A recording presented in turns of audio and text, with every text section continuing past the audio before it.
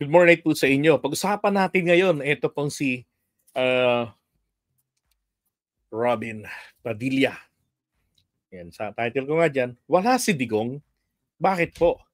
Kasi, di ba ho si Robin Padilla ay nagsampa ng kanyang 10 panukalang batas. Ito, sa pagsisimula ng ika-20 Kongreso, tayo po ay naghain ng ating unang 10 panukalang batas na magbibigay daan sa mas makatarungan, maayos, maunlad at may respeto sa pamumuhay para sa bawat Pilipino. Ito po ay ang mga sumusunod. Amending the Indigenous Peoples' Rights Act. Okay, goods. 150 daily minimum wage increase. Goods tayo dyan. Ito, naunsyami ito, kagagawa ni Cheese. Dahil sa galit sa house. Diba? Anong ginawa? Ito, quiz tayo ngayon. Bakit hindi po nakanatuloy ang BICAM nito? Ano pong ginawa ni Cheese Escudero? Please i-comment niyo po. Now, number 3, abolishing travel tax, dissolution of marriage. I don't like this. Medical cannabis, yung chongke. No, ang pinagpalit pa niya si Digong sa chongke. Unified halal certification, Muslim prayer rooms, anti-political dynasty. I love this. Amending the Early Years Act, nursing homes for senior citizens. I like this one too. Pero ang nagtaka po ko dito, bakit wala yata yung panukalang batas na kanyang naunang isinulong? Ito po. Yan, expressing the sense of the Senate. Akala ko nga biglang basa, expressing the common sense. Expressing the sense of the Senate is strongly urging the immediate repatriation of former President Rodrigo Roa Duterte. In short, ito po ang kanyang panukalang batas na bring him home. Di ba? Ito yon. So ngayon, puntahan naman po natin. Ano ba yung nilalaman ng kanyang panukalang batas? Diba? Na tila baga ay nakalimutan niya rito na i-refile ito. Kasi nangyari dito, ni-reject ito ng docket section ng Senado nung mag-file siya. Kasi po, parang ano ba peche ito? 26 yata yan ng June final niya. Basta bago mag-30, final niya doon. Ang problema, ito po ay ni-reject kasi po wala nang pasok ang mga senador. Nakaano na sila. Adjourn sinidye. Diba? Adjourn sinadya na sila. Wala na silang wala nang magse-session, wala nang magko-committee hearing. As in talagang, 'di ba? Wala na, bakasyon na kayo, hintay na kayo ng 28th Congress. Kaya shoutout kay John Rex Vlog. Yan. Si si Rex TV. Yun, yung laging nakatutok doon sa Pasig Esplanade. Diba? Yan si Sarah. Di niya alam ang Now, going back. Ito ho ngayon ang pag-aralan natin. So, sabi rito ni Robin Padilla, kasi pinalilitaw nga nila na mali daw po yung ginawa ng gobyerno. Okay, sabi niya rito, whereas the DOJ, Solgen, have consistently publicly affirmed that the Philippines maintains robust criminal justice system daw. Actively. Okay, so ito raw pong DOJ at saka Solgen natin ina-affirm nila na na etong ating bansa ay aktibo raw na iniimbestigahan, pine-persecute daw yung mga aligasyon na mga krimen na nag-ugat doon sa fake war on drugs ni Digong. At dahil daw po doon sa ginagawang prosecution at saka investigation ng mga kasong may kinalaman ay nasusupla daw po ng mga ito ang ICC jurisdiction based on principle of complementarity. Diba? Ano po ba yung principle of complementarity? Alam naman na po ninyong lahat yan. Ang ibig sabihin lang nun, kinikilala ng ICC ang supremacy, ang kataasan ng lokal na hukuman. Yon ang principle of complementarity. Pero may kondisyon po yan. Kailangan po seryoso ang ginagawa. For example, nag-investigate kayo, 6,000 ang kaso. Dapat po meron kayong investigation na nagawa at yung folder niyan dapat at least man lamang meron kayong 5,000. Tapos may ongoing kayo, 'di ba, for the completion ng 6,000. Ilan lang bang ginawa ng investigasyon ng Pilipinas nung time ni Digong, 'di ba? At nung time ni PBBM. Pareho po 'yun, ni-reject ng ICC. Kasi yung time ni Duterte, nag-request din tayo noon, 'di ba? Tapos nung panahon ni PBBM, nag-request din tayo. Ganon din, mag-i-investigate tayo para po dito because early days ng Marcos administration ay very protective kay Duterte. No. Si Digong hindi binigyang halaga 'yon, 'di ba? Feeling niya kinukonsinti siya, lumalaki ulo niya. Ngayon, ang sabi rito, whereas in any event, the Philippines withdrawal from the Rome Statute, no? At naging effective nga raw ito noong March 17, 2019. Yan. Ngayon, sabi pa niya rito, Section 17 ng Republic Act 9851. Sabi rito ni Robin, Philippine Acts on Crimes and blah blah blah and other crimes against humanity which allows the surrender of individuals to an international tribunal requires the same to be pursuant to an applicable treaty. Yan. Such as the Rome Statute which no longer binds the Philippines following its withdrawal. Yan ang sabi ni Robin Padilla. Tapos sinaksak niya yung Constitution dito, Article 7, Section 21, yung no treaty or international agreement shall be valid maliban na lamang po kung mayroong concurrence on 2/3 ng miyembro ng Senado. Ngayon, wag na nating pag-usapan to, given na yan eh.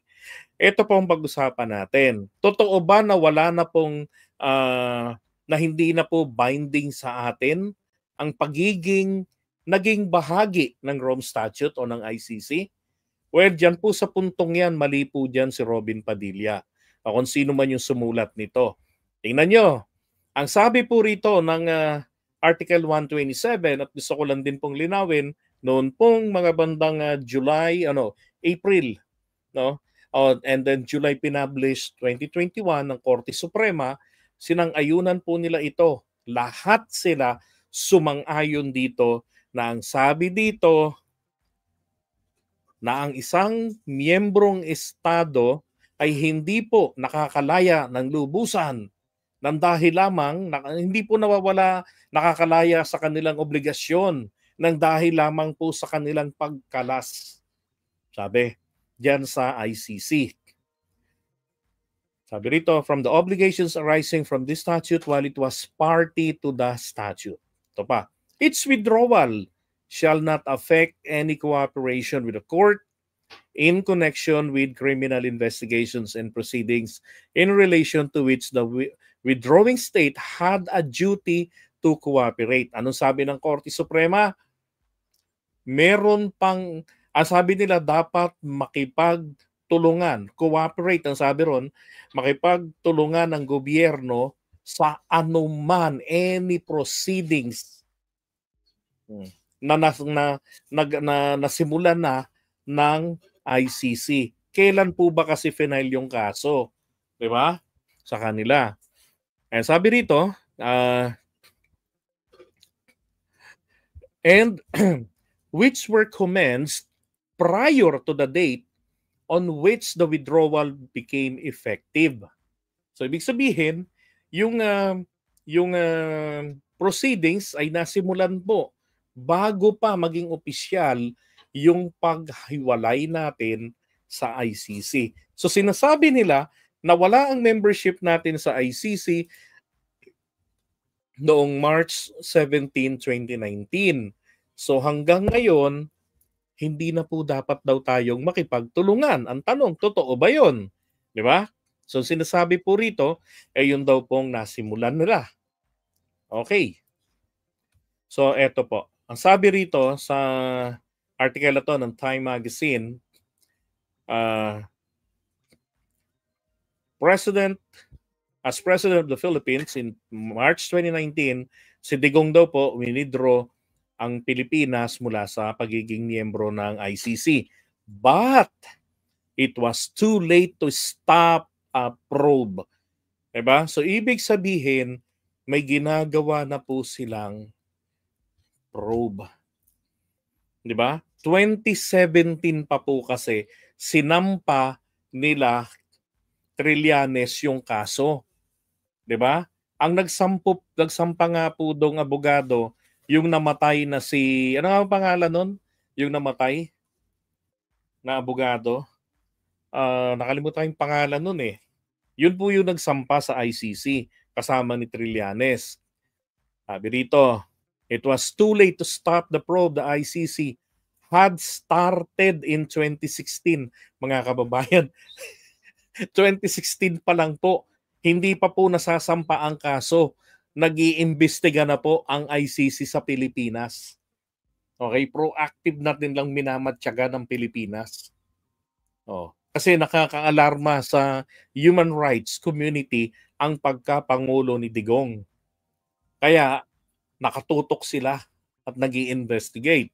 Sabi, let us looking into the 30s war on drugs, a bloody anti-illegal narcotics campaign defined by mass extrajudicial killings that left an estimated more than 6,000 people dead. The investigation was initially put on hold upon the request of the Philippines noong November 2021. Panahon nga ni Duterte yan eh. But in January 2023, ICC announced that it was resuming its investigation. And in July, it rejected the country's grounds for appeal. Yan. Now, his successor, Marcos, the Philippines has no intention. Okay, eto muna explain ko lang. Sabi rito, in July, it rejected the country's grounds for appeal. Okay. So sabi rito, ICC to open full investigation. Kasi na-reject na nga po nila eh. Diba? Ito, 2021 ito, yung kay Duterte. Noong 2023, inapilan na natin ito para matigil. Diba?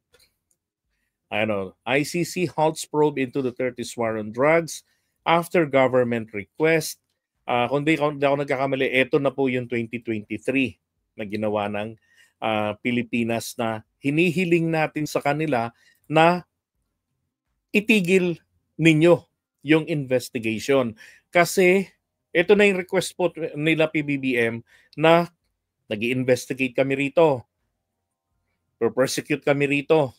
Ang problema, pinagbigyan lang pong temporary yan eh. Sabi dyan, no, ICC halts probe into the 30s war on drugs after government request. Court says it temporarily suspended investigative activities while it assesses scope and effect of Philippine government's deferral request. Yan po. Kaya lang, balikan lang natin ito. Noon pong July 2023, na-reject po yan. At nagtuloy-tuloy na yung investigation. Now, eto pa. Sabi nga ni PBBM dito, wala raw intensyon ng Pilipinas na magbalik sa ICC. 'Di ba? Pero ito yung mga early part ng ng administration eh. Pero kalauna, nang sabi na po ni PBBM, he's considering rejoining the court. Kasi nga may mga ibang mga lawmakers nagre-request sa kanya na bumalik tayo. Eto pa, should we return under the fall of the ICC? Tanong ni PBBM. That's again under study. So, we'll just keep looking at it and see what our positions are. Yon. So may pahimakas na si PBBM dyan na bumalik. Okay, so balikan lang natin po itong si Robin. Ito yung second page nila.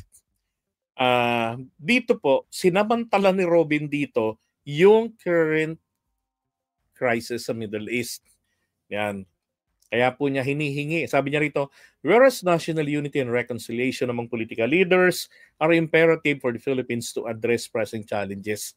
Ang paniniwala po kasi ni Robin Padilla, walang krimen na ginawa si Digong, walang pinatay kahit isa, kahit ipis at daga. Mirura lang at sinota. Yun lang po ang kanyang paniniwala.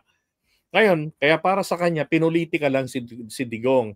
At sa ngalan daw po ng pambansang pagkakaisa, no? At pagkakaayos-ayos sa mga political leaders. Hanip eh. Parang walang complainant ha. Parang walang mga public records, di ba? Sa mga nangyari noon. Sabi niya, particularly amid looming global crisis such as escalating tensions in the Middle East, sabi niya, whereas the Senate affirms that the immediate repatriation of Digong to the Philippines, bring him home nga eh, is a vital step. Napakahalagang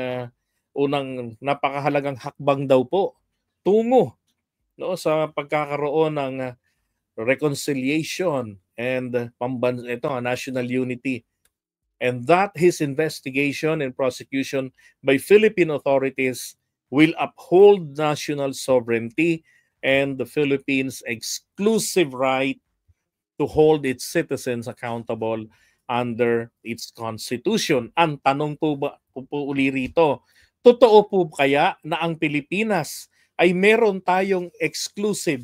Yun, thank you si Attorney Jude Sabio. Thank you. Yun yung namatay. Thank you.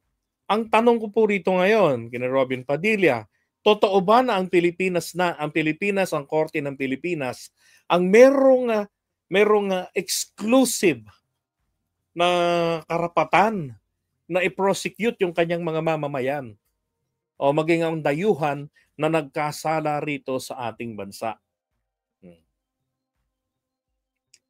Diba?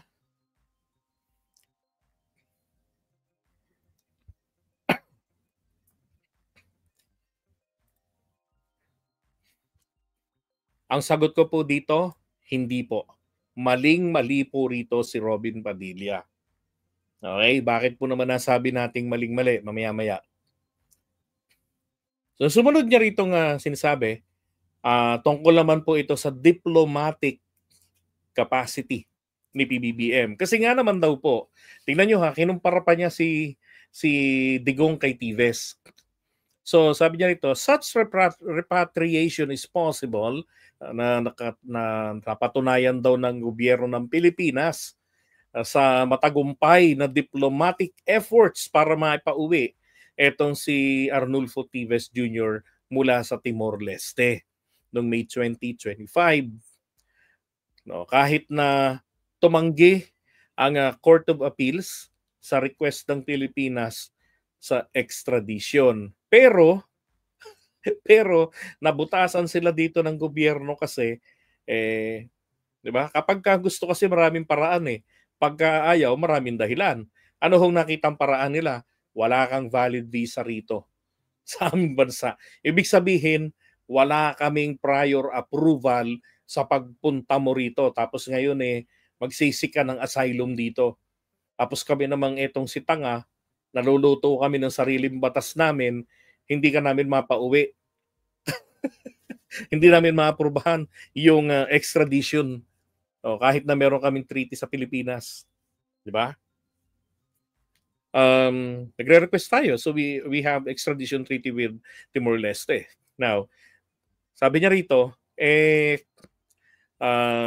demonstrating the government's capacity to repatriate Filipino nationals through diplomacy. Diba? Mga kababayan, si Arnulfo Tives po ay tumakas. Okay? Tumakas. Si Digong po ay ibinalato.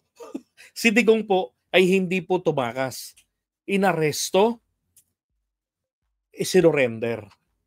Magkaiba po. Ibig sabihin, si Tives ay hinahangad ng Pilipinas ng gobyerno. Samantalang si Digong, itinapon. Ganun po yun. Okay, so ang gustong palitawin ni Robin dito, parang katulad rin si Digong. Yung kaso niya dito kay Tives. So, si Tives lumalayo eh. Si Digong hindi. Si Digong ang inilayo.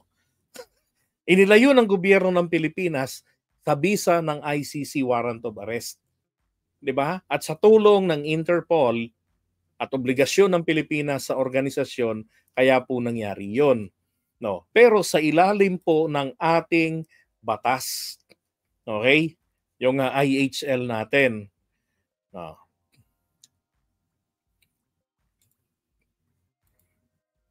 Ay, teka, yan. Ito muna.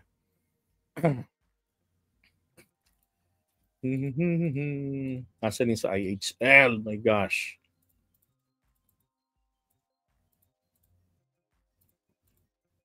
Nawala na yung sa IHL. Okay, teka ha. Ano pa sabi niya ha? So noong June 12 daw nag-file ng interim release si Digong, humanitarian grounds, blah blah blah, 80 years old na raw at may mga sakit-sakit na. Yan. And then sabi niya pa rito, and noting that an undisclosed state party to the Rome Statute is willing to host him under strict conditions, which revealed the regrettable situation na kung saan daw po yung dayuhang bansa na walang kinalaman, walang relasyon kay Duterte, ay nakahanda siya pong tanggapin, kalingain. Samantalang ang sarili niyang bansa, wala man lamang daw pong expression na, sige, pauwiin natin siya. Sira ulo, no? Gobyerno nga ng Pilipinas nag-alis sa kanya eh. Tapos ito rin ang magsisikap para ibalik. Ano yun? Dalawang Bongbong Marcos meron tayo? Isang pro-Digong?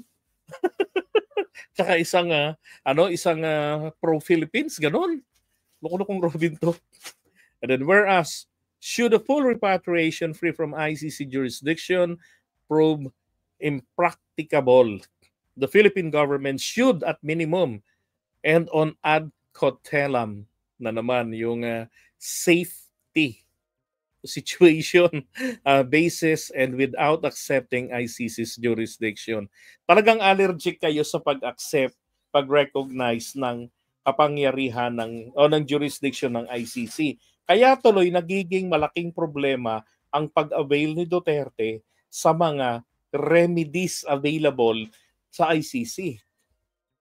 'Di ba? Lalo na yung interim release. Sabi niya nga meron daw pong undisclosed state party. Tapos kalaunan Diyos ko po, yung mga pinagbabanggit ng mga bansa, ano nangyari? Australia, dinedma si Sara.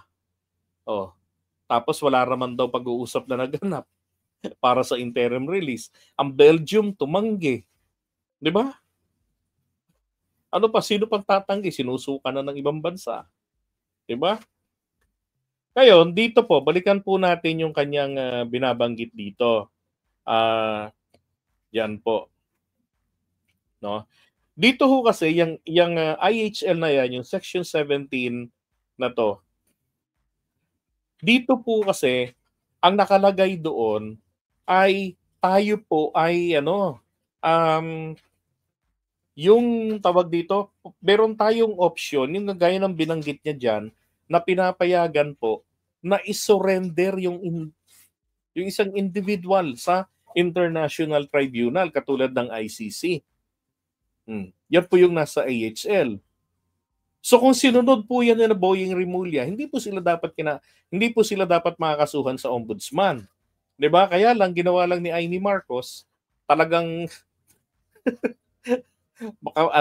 kumbaga siguro nga nasabi ko nga natutunugan ni Amy na magsasampa ombudsman si Boying, 'di ba? So inunahan na nga niya po ng pagsasampa roon ng paghatid ng pag-furnish ng kopya ng kanilang committee report.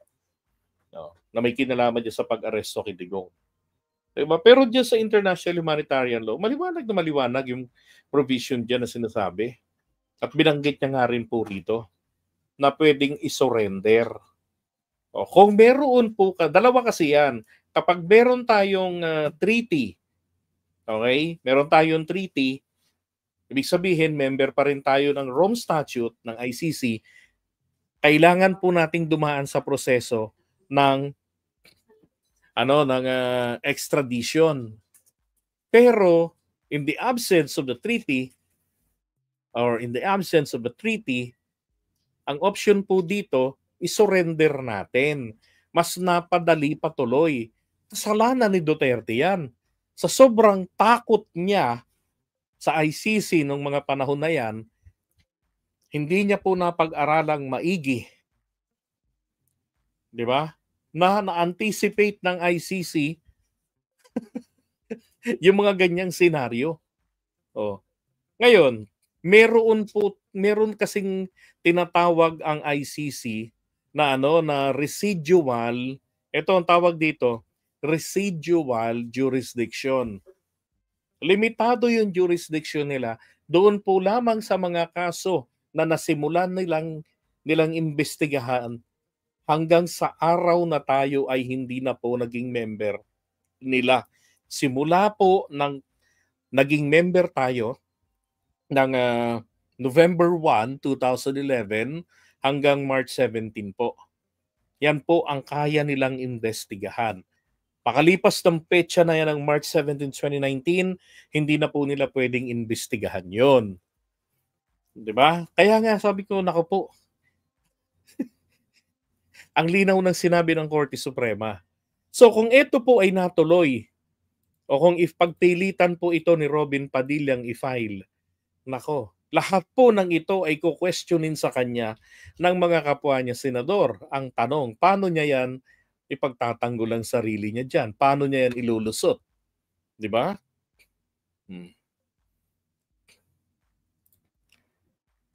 Walang kakayahang gawin ng ito yung magpapatay. Ay, teka. Ano na pala yan? Tapos na yan.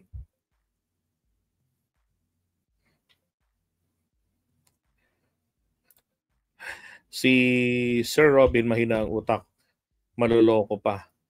Sabi niya sa pelikula pero siya pala ang isang tunay na buhay na magpapakita ng taong sumasamba sa piso. Doon siya bagay. Wow. O ano, binabanggit niya ngayon sa pelikula. Yung mga taong sumasamba sa piso. Diba? Mabuti na. Siguro kaya hindi nila to final, hindi niya sinama sa 10. Napagtanto nila, sablay yung interim release. Diba? Kalukuhan eh. Sabi nga ni Attorney Conti, maliwanag doon na totoo na nagkaroon ng prior conversation na ito yung bansa na na pumayag sa interim release. Diba? Kaya lang nung nag-uusap sila, gano'n yung pinag-uusapan nila, pagtalikod, naku, iba-iba na. So na-alarma tuloy. 'Di ba? Ang prosecutor, yung Office of the Prosecutor sa ICC, inopose tuloy yung interim release request nila. Wala, dadaldal nila eh. Sabi, paano tatanggapin si Dig sa bansa gayong ang citizen nila na ni-rape ay ginawang katatawanan sa zona niya? Kaya sino kayang bansang tatanggap sa kanya? At saka bad trip ang Australia sa kanya noon pa. Sinasabi na nga ng Australia dapat iniimbestigahan yung mga kaso ni Duterte. Kaya talagang hindi siya tatanggapin yan. Diba? Saka alam naman ni Sara na ang interim release, ginagrant yan dun sa malapit lang sa korte para may assurance talaga na madali siyang makakabalik, malayo sa kanyang sariling bansa. Kasi nga, ang iniiwasan, baka hindi na magbalik. Tapos napupuntahin mo ng Australia, 2 oras lang, nasa Pilipinas na yan eh. Di ba? Kaya sabi nila, naisip na ng prosecutor na, nako, ito yung klase ng tao na pag nakalabas ng ICC, hindi na ito babalik pa. Wala, kasalanan nila.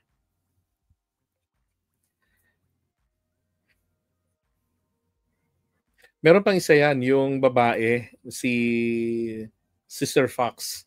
Si Sister Fox, totoo po na yun ay may kinalaman sa mga komunistang grupo. Na-encounter ko na yan. Hindi ho ba't ako'y lupon taga-pamayapa? Yung bahay ni na Go Philippines, na sunog yan dati. Kaya nga nung nakapunta ako sa kanila, pag hawak ko dun sa kahoy, ganon, pag ganun ko ng kamay, nag-flashback sa isipan ko. Sabi ko sa kanya, tanong nyo kay Go Philippines, pre, nasunog tong bahay nyo, di ba? Nasunog to dati. Meron tong eskwelahan sa likuran, dito banda, kinder. Nasa baba, diyan sa likod, sabi niya. Bakit alam mo? Parang bandang 2013 ata ito, sabi ko. 14, 15, basta mga ganon. Kasi nahawakan ko ang kaso nito. Hindi pala ganun petsa. Mga 2007 yata, 8, ganyan. Basta ganon. Nahawakan ko yung kaso kasi 2008 pa lamang po, lupon tagapamayapa na ako eh. At age of 33, 33 ba? O 28 yata. Basta akong pinakabatang naging lupon tagapamayapa at the time dito sa Quezon City. Kaya nga nagulat si Joy Belmonte na siya pa isa-isa nagkamay sa amin noon. Sabi niya, ikaw pala si ano, yung pinakabatang lupon. Sabi niya. Sabi ko, ako po ba? Nakita ko yung mga kasama ko ron, ako po, 3 yung paa. Yung iba naman, akala ko, sino kaya yung grabe naman tong lupon na to? Sabi ko, nagsama pa ng lolo. Yung pala yung lupon, yung lolo. Nurse pala yung kasama. Okay, iba anak. So ngayon, ang ginawa po ng Gabriela doon, Tinay, that's loud. Tone down. Ang ginawa po ng Gabriela doon sa bahay na yon, may matandang nakatira doon sa likod ni Go Philippines. Yung matanda na yon, na-manipulate nila. Na kumbaga, na-ousted yung tao, na palayas doon sa bahay. Inoccupy nila yon. Tapos doon sila nag-i-indoctrination. Kunwari, nagtuturo sila sa mga nursery, kinder, pero doon ang recruitment ginagawa sa mga slum areas, tapos doon nila tinitipo, nag-i-indoctrination sila. Eto na ngayon, nung yung may-ari po, hinabol yung bahay niya. No? Papatalsik yung mga Gabriela. Tapos, umabot sila ng hearing namin sa Lupon. Yung Sister Fox na yon, sabi nila, ikaw ang humawak kasi ikaw yung marunong mag-English dito. Bakit po? Yung kasama nila kasi ng mga taga-Gabriela, ang representative daw nila yung madre. Australiana yon, sabi nila. O sige, sabi ko, hiniring ko ngayon. Ngayon, nagtataka lang ako, bakit yung kanyang mga kasama, tinatagalog siya? So sabi ko, nakakaintindi ba ng Tagalog siya? Sumagot yung madre. Yes sir, marunong po ako mag-Tagalog. Sabi niya, yun naman pala eh. Marunong ako marunong ako ng Australian accent, Australian slang, marunong ako noon kasi yun ang account ko nun sa call center, telco. So part noon, mahigpit ang Australia, kailangan namin pag-aralan yung slang nila. Yung mga tipong katulad ng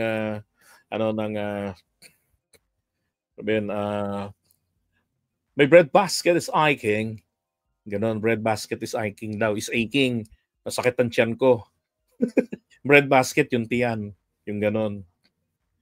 Tapos yung babae, tawag nila Sheila. Diba? Lalaki, bloke. Yung ganyan. Plus yung enunciation, kailangan kuha mo sila. Doon ko naka-encounter yung babae na yon, si Fox. Talagang nga pong komunista yan. Ngayon, nakisali sa protesta, nagalit si Duterte. Kinik out. Yan. Kaya talagang laluhong uminit yung Australia kay Duterte. Kaya nung si Sara nagpadala ng sulat doon para sa informal talks, hindi siya pinansin.